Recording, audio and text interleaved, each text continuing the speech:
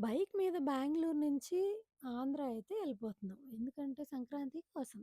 ఇంట్లో వాళ్ళకి కావాల్సిన వస్తువులన్నీ వారం ముందే కొనిపెట్టుకున్నాం. అండ్ బయలుదేరిన తర్వాత టిన్ ఫ్యాక్టరీ దాటిన తర్వాత ఏ బండిలో చూసినా లగేజే ఉంది. మాకర్థమైపోయింది అంతా ఆంధ్రాకే అని. దాని తర్వాత జర్నీ స్టార్ట్ చేసేసాము. అలా వెళ్తూ ఉండంగా ఒక 7, 8 గంటలకి మా ఊరైతే చేరిపోయాము. సో, కొంచెం లేట్ అయింది. అండ్ బైక్‌లో కూర్చోవడం అంత ఈజీ అయితే అస్సలు గాదు. నడిపే వాళ్ళకి ఎంత కష్టంగా ఉండిద్దో, ఎనక కూర్చునే వాళ్ళకి గూడా అంతే కష్టంగా ఉండిద్ది. బట్ కొంతమంది ఒప్పుకోరు. ఎనీవేస్ ద నెక్స్ట్ డే మేము ఫ్యామిలీని తీసుకొని బయటికి లంచ్ కోసమనేసి బయటికెళ్ళాము. అక్కడ ఆంధ్ర విందు అనే ఒక రెస్టారెంట్ ఉంది. సో, ఆ రెస్టారెంట్‌లో మేము భోజనం చేసాం. చాలా బావుంది.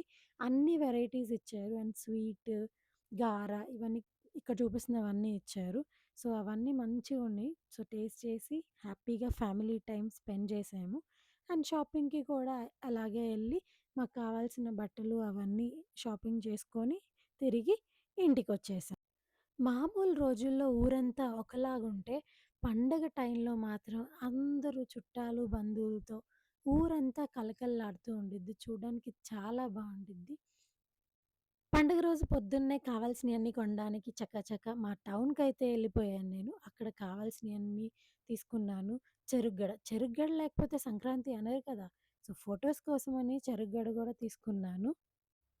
దాని తర్వాత కోడి పందాలకి నాకెలాగో అలో లేదు కాబట్టి, మా ఇంట్లో వాళ్ళని పంపించి అక్కడ వీడియో తీసుకోమని చెప్పాను. సో, ఇక్కడ చూస్తున్నారు గదా! ఇది మా ఊర్లో కోడి పందాలు. చాలా జనమొచ్చారంట.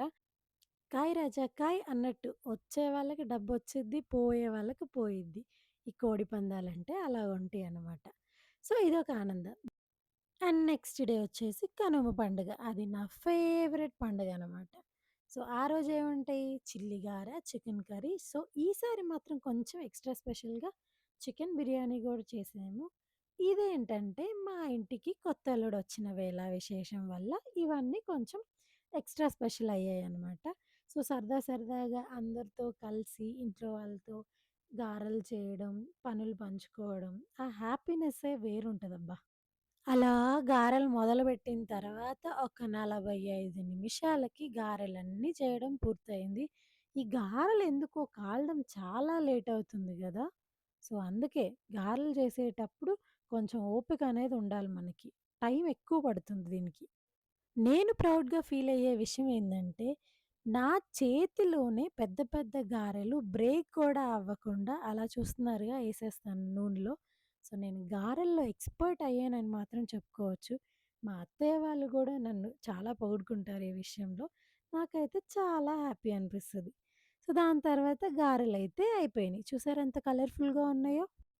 మనకు ఆత్రం ఆగదు గదా! చేసేటప్పుడే ఒక 2, 3 గారెలు లేపేసాను. నెక్స్ట్ చికెన్ బిర్యానీకి మ్యారినేషన్ అంతా స్టార్ట్ చేసేసాను. చికెన్ బిర్యానీ అయిన తర్వాత ప్లేట్‌లో చికెన్ బిర్యానీ, చిల్లి గార, చికెన్ కర్రీ ఇవన్నీ పెట్టుకొని తింటుంటే ఉంది మామ మామూలుగా లేదనుకో. సూపరుంది. అండ్ ఇక్కడ చూస్తున్నారా ఈ పొయ్యి అంటే నాకు చాలా ఇష్టం. క్యూట్‌గా ఉంది గదా! ఊరంటే ఇలానే ఉంటుంది మరి. నెక్స్ట్ చూసారు గదా! చికెన్ బిర్యానీ ఎంత కలర్‌ఫుల్‌గా ఉందో.